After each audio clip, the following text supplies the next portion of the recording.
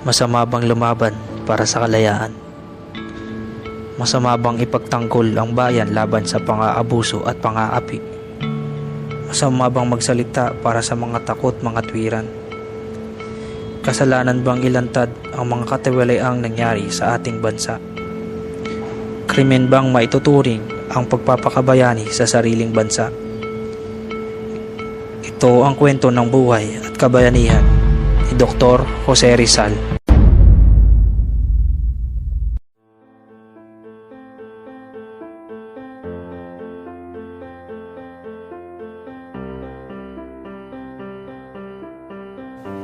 Isinilang ako sa Calamba noong Hunyo 19, 1861 sa pagitan ng alas 11 at alas 12 ng gabi. Araw noon ng Miyerkules at ang aking kapanganakan ay muntik ng ikasawi ng aking ina sapagkat nahirapan siya sa panganak dahil sa laki ng aking ulo.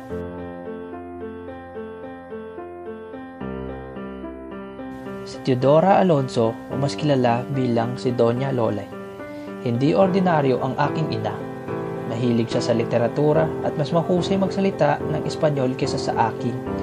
Ang aking ina ay ang una kong guro. Kundi dahil sa kanya, ano kaya ang kinasapitan ng aking pag-aaral at kapalaran? Talagang ang ina ang lahat sa isang tao pagkatapos ng Diyos.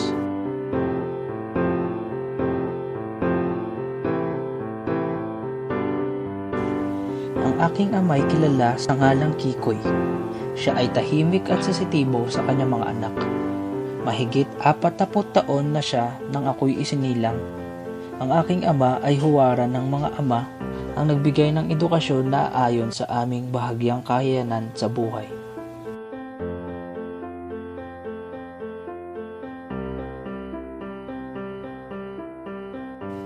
Apat na taon gulang ako noong ako'y unang lumuha dahil sa pagmamahal at pagdadalamhati sa pagkamatay ng aking nakabatang kapatid na si Concha.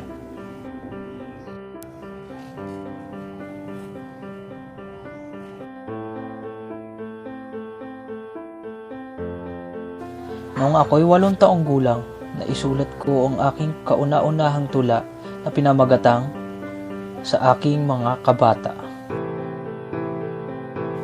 Inahatid ako ng aking kapatid na si Pasiano isang araw ng linggo. 9 taong gulang pa lamang ako pero natutunan ko nang magpigil ng luha. Ipinakilala ni Senyor Pasiano sa aking maestro na si Maestro Justiniano Cruz na siya rin nagturo sa kanya noon.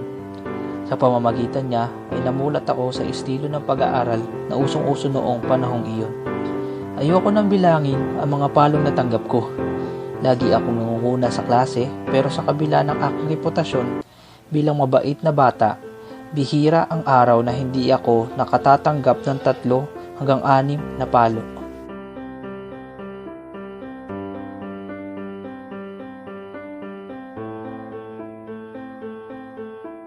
Sa pagtatapos ang aking pag-aaral sa Binyan ay sumambulat naman ang masamang balita na ang aking ina raw ay hinuli at inakusahan ng kanyang hipag na magkasabwat raw ang aking ina at ang kapatid nitong si Jose Alberto na lasunin siya. Mula noon ay nawala na ako ng tiwala sa pakikipagkaibigan.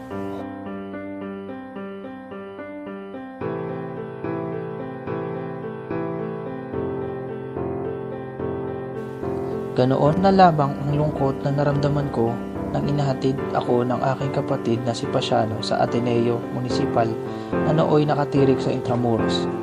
Dito ko naranasan ang tagumpay, pait at pag-ibig sa buhay ng isang estudyanteng Maynila. 11 taong gulang ako noon, ako'y unang nagpatala sa Ateneo. Noong una ay ayaw akong tanggapin ng mga pari dahil sa ako'y payat at napakaliit.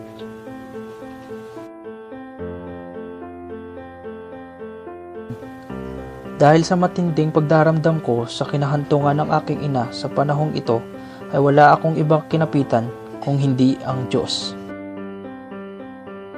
Nakalaya na ang aking ina nang ako'y nakatapos ng kursong sekundarya sa Ateneo. Muli akong bumalik dito upang tapusin ang aking kursong Bachelor in Artes.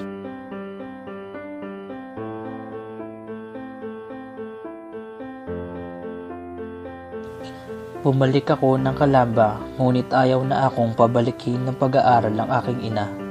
Aniya, sapat na ang aking nalalaman at kapag nadagdagan pa ito'y mapupugutan ako ng ulo. Ngunit nanghinayang ang aking ama sa aking kung talino at pinag-aral ako ng filosofiya sa Universidad ng Santo Tomas at kasabay nito ay nag-aral ako ng land surveying o agrimansura sa Ateneo upang mabigyan ng aking kahilingan ng aking ina. Pagkatapos ng isang taon ay nagpasya ako na mag-aaral na lamang ng medisina matapos kong malaman na nabubulag na ang aking ina.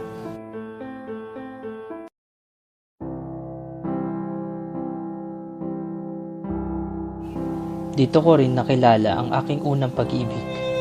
Isang binibining kolehiyala na kasamahan sa dormitoryo ng aking kapatid na si Olympia. Siya si Segunda Katigbak. Siya ay kababaan ng bahagya. Siya ay may mga mata na kung minsan ay makislap at kung minsan na may malalim at malungkot. May mga pisngi, mamula-mula, may isang ngiting nakakagayuma at nakakaakit. Habang kausap siya, waring unti-unti kong nilalagok ang napakatamis ngunit nakakasalong pag-ibig. Ang mga sulyap niya ay parang palaso na bumabaon sa kaibuturan ng aking puso.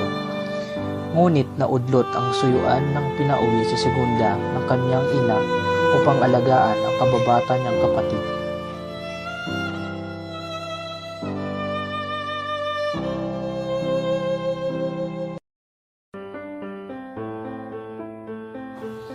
Isang gabi, sa habang ako'y nasa Calamba upang magbakasyon, ay nakaligtaan kong saluduhan ang isang tenyente ng Guardia Sibil. 3 hagupit na ang natanggap ko at inilapit ang kaso sa Malacanang, ngunit hindi ako pinansin. Nang malaman ko na hindi kikilalanin at hindi sapat ang pag-aaral sa Santo Tomas upang makapangpagamot, ay nabuong aking pasya na mag-aral sa Espanya. Masino pinlano ng aking kapatid na si Pasiano ang aking pagpunta sa Espanya at ipinamana ang pangarap na laan sana sa kanya. Isang pangarap na pinagpalit sa obligasyon na pangasiwaan ang kabuhayan ng pamilya. Ginising ako ni Senyor Pasiano alas 5 ng umaga upang maghanda para sa paglalakbay. Pupungas-pungas pa akong bumangon at tagayos ang aking dadalhin. Binigyan niya ako ng 365 piso. Gising ang aking mga magulang, ngunit tulog pa ang aking kapatid. Nilagko ko ang 1 tasang kape at malungkot kong tinitigan ang aking mga kapatid. Walang kaalam-alam ang mga magulang. Nang maisip ko na iiwanan ang aking pamilya, bumalong ang luha sa aking mga matay, waring malulunod ako. Kay laki nitong sakripisyo para sa isang kabutihang ni hindi mo matanganan.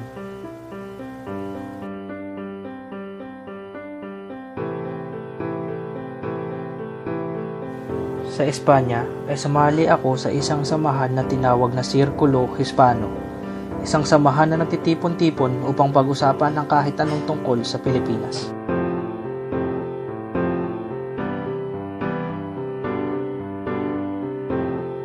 Nang matapos ako ng medisina, ay agad akong nagtungo sa Paris upang magsanay at mag-ensayo ng pagka-doktor.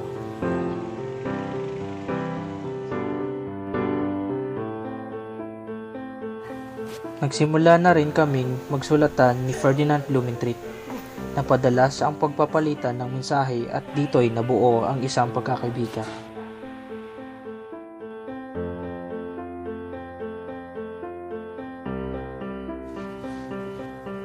Sa panahong ito ay tinatapos ko na ang aking nobelang No Limitangere. Ngunit nahirapan akong ipalimbag ito sa mga imprenta ng Berlin. Mabuti na lamang ay naroon si Maximo Viola na siyang nag-abono upang maipalimbag ko ang aking nobela.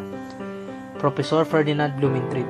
Kasama nito ang isang libro, ang kauna-unahan at matapang na libro tungkol sa buhay ng mga Tagalog.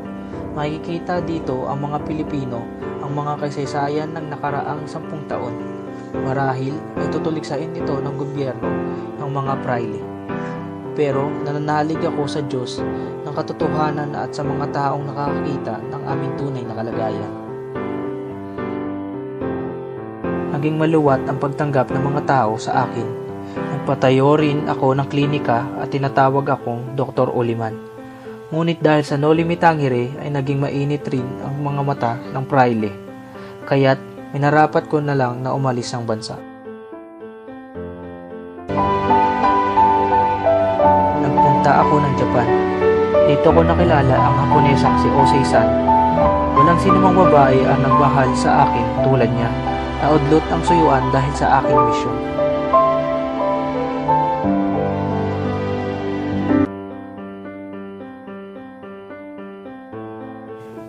Dakilang bansa ang Amerika.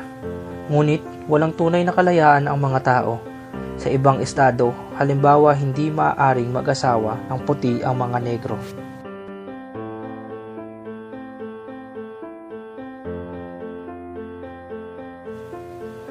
Dito ay natagpuan niya ang librong isinulat ni Antonio Morga.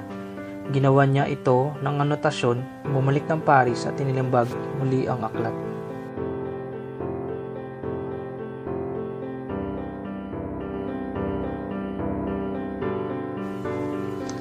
Isang malungkot na balita ang natanggap ko mula kay Leonor Rivera.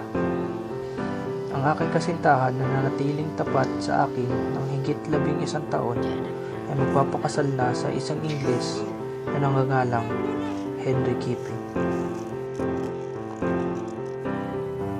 Tapos na marahil ang bagyo. Sisikat na ang araw dahil ang lahat ay naglaho na. Nawala na ang lahat sa akin at wala nang maaaring mawala.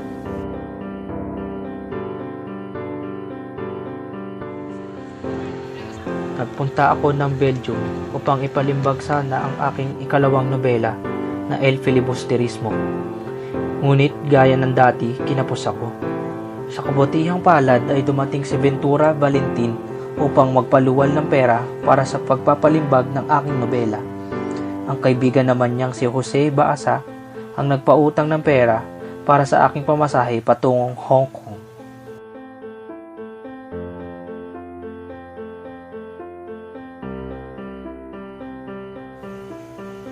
Nakapuslit papuntang Hong Kong sina Pasiano at Don Kikoy. Sumunod na pinaginitan ang ina kong si Doña Lolay. Dinakip siya sa paratang na hindi paggamit ng tamang apelyido. Mula sa Maynila, pinaglakad siya ng 4 na araw hanggang Santa Cruz, Laguna.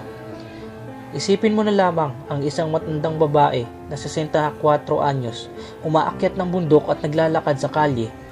Mabuti na lamang ay naawa ang Gobernadorcillo, pinakawalan ang matanda at pinaghintulutang magpunta ng Hong Kong.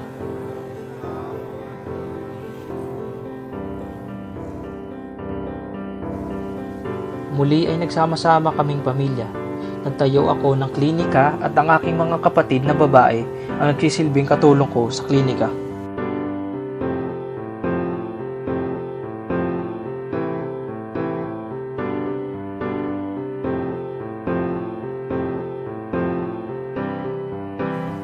Di nagtagal ay pinahintulutan na rin akong bumalik sa Pilipinas. Alam kong madilim ang aking kinabukasan at patuloy itong didilim kung hindi masisinagan ng bukang liwayway sa aking tinubuang lupa. Pinatapon ako sa dapitan. Dito ay tumaya at nanalo rin ako sa lotorya. Bumili ako ng lupa sa Talisay, Batangas. Nagpatayo ng klinika at nagtatag ng maliit na eskwelahan.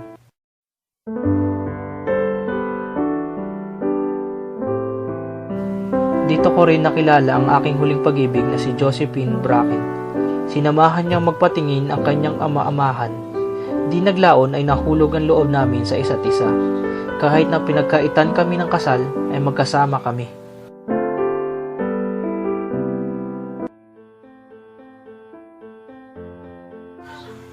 Ipiniit ako sa Fort Santiago noong mga unang araw ng Nobyembre. Nilitis ako noong ika-26 ng Disyembre. Makaraan ng 3 araw ay hinatulan ako ng parusang kamatayan.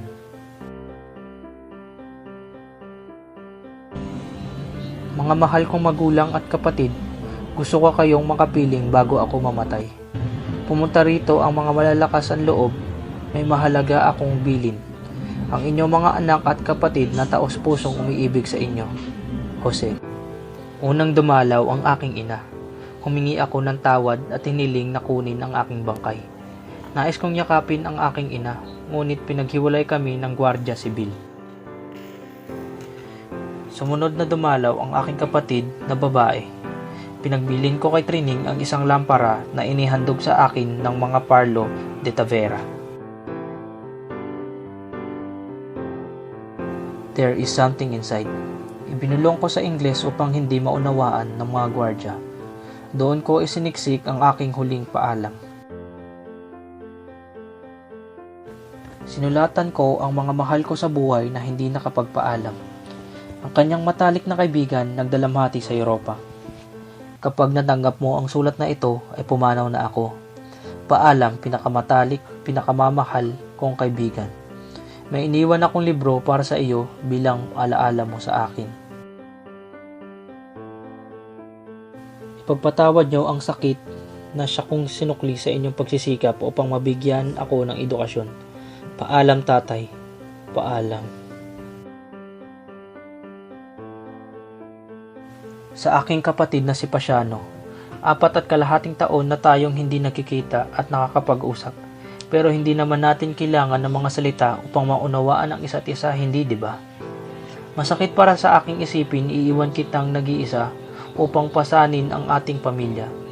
Naiisip ko ang iyong mga sakripisyo, mabigyan lamang ako ng kinabukasan. Alam kong nagtitiis ka ng pakaraming hirap dahil sa akin. Patawarin mo sana ako, ang iyong kapatid, Jose. Paalam, magulang at mga kapatid. Kapilas ang aking kaluluwa at dibdib. Mga kaibigan, bata pang maliit, sa aking tahanan di na masisilip. Consumato mes.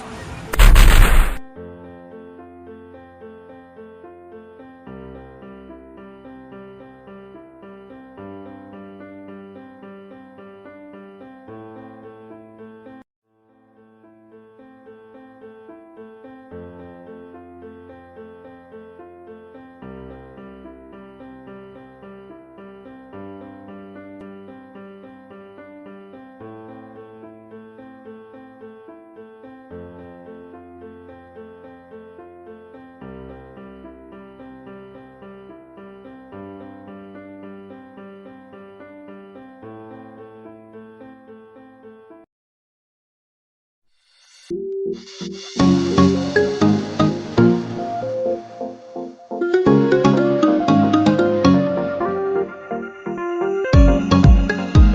were looking at me like you wanted to stay.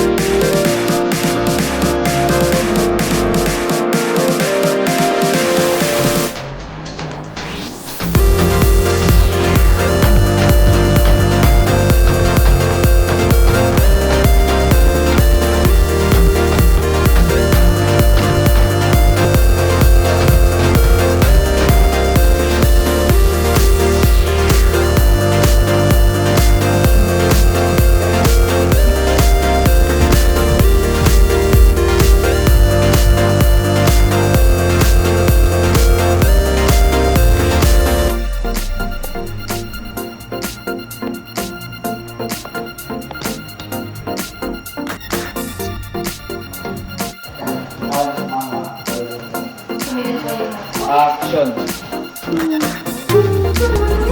Ilagay action na action. Ilang action.